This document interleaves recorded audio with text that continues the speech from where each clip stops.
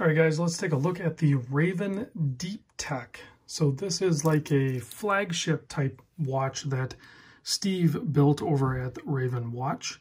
And you can see here, these are just big tank of a watch. Now, he's done larger watches in the past, but never, well, I know he's done some deeper depth rating ones, but these are 2,500 meter.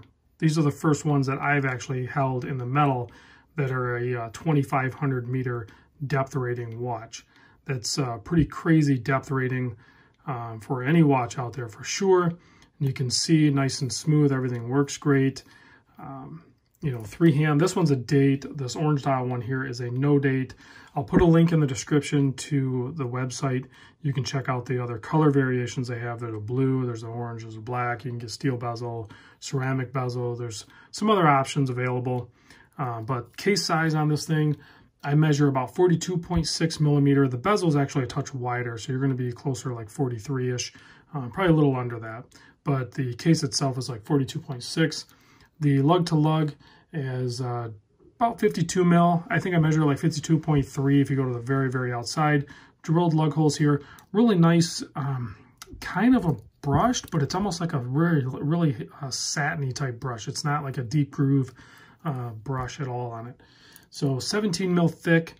That includes that sapphire there, the dome sapphire, which is 4.5 millimeter thick. So crazy thick sapphire crystal, which is needed to get that depth rating. 22 millimeter lug width here. You can see solid end links. That center link articulates, so you're going to get pretty comfortable bracelet right out of the gate here. It is a little heavy. I didn't get a weight on it. Hopefully it's in the description. I'll find that for you. Automatic helium escape valve. Triple gasket screw down crown. You can see it's signed there. And then I'm afraid to take it off because I'm not sure what this looks like.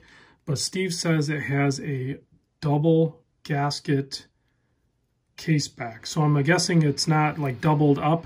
It's like there's one level of gasket and then another level of gasket, like on two different tiers. That would be, I think, how that would be engineered, if I'm not mistaken. The bezel on it, 120 click, pretty stiff. I'm not sure if that'll break in or not, but you got enough grip here that you can, you know, manipulate it. But it's very, it has quite a bit of resistance to it. Not impossible to turn, but it's definitely not going to get bumped out of shape or anything like that. So if you do a close-up on this dial, I'll show the orange one in a moment, but you can see it's really heavily printed BGW9 loom on there, and then all the other printing as well. And we don't have the applied logo. I can't tell, it's hard to tell. Like this one has the applied logo. I think it's still an applied logo on there. So this is the Raven Solitude, which I've had for a while. I was going to show a size comparison here in a moment, but you can see a nice date window on this one. Really nicely finished, brushed bezel insert on this guy. So there's that one. And then if we do a close-up on the orange one, you can see it's not that crazy vibrant orange that you're going to see in like a Seiko Monster, right? It's got a little bit of a red tinge to it. So I'm not sure what category we would put this orange in, but it's just a little more rich looking. And then a really nice, you know, I thought that was ceramic, but I think that might be a sapphire covered bezel insert. We'll have to double check that in the description. That's what it looks like to me. It looks like a sapphire bezel insert, which is going to be loomed underneath, so that BGW9 is going to hold its power a little bit longer, I think, and it's going to be way more resilient to getting like scratched or dug out or anything like that. Now this one's a no date, obviously, you can see there. I think either way, I think with the black dial, easily the date doesn't upset the balance, but when you deal with the orange or the blue or something like that, maybe a no date works just better. So, and like I said, it has the ETA 2826 Swiss movement in there. Excellent bracelet. You can see screw links, and it screws on both sides. So when you take it apart, there's probably going to be a couple of different pieces there. So you have 3 micro adjust on the fly adjustment there for that. Pretty standard affair there for a lot of micro brands are using that. Let me give you a shot of what it looks like on my 7¼ inch wrist. So it's big and heavy once you get it sized in right, because the bracelet has such a good taper, 22 down to 20, and then, you know, a nice clasp. It'll wear really good. So, but you're gonna know it's there. It's got some weight to it. So let me give you a size comparison. Here it is next to an SKX. And of course, here it is next to the Raven Solitude.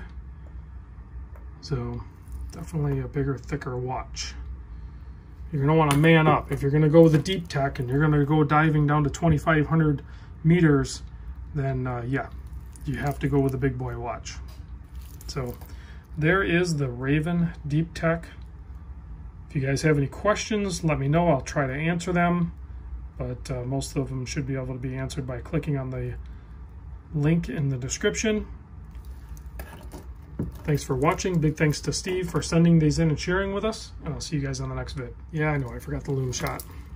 So on the steel bezel one, you're gonna have just the triangle up top. If you go with the sapphire bezel insert here, you can see that is also fully loomed. So whatever your preference is.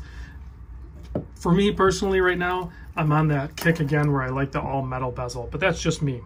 Everybody's got their own preference.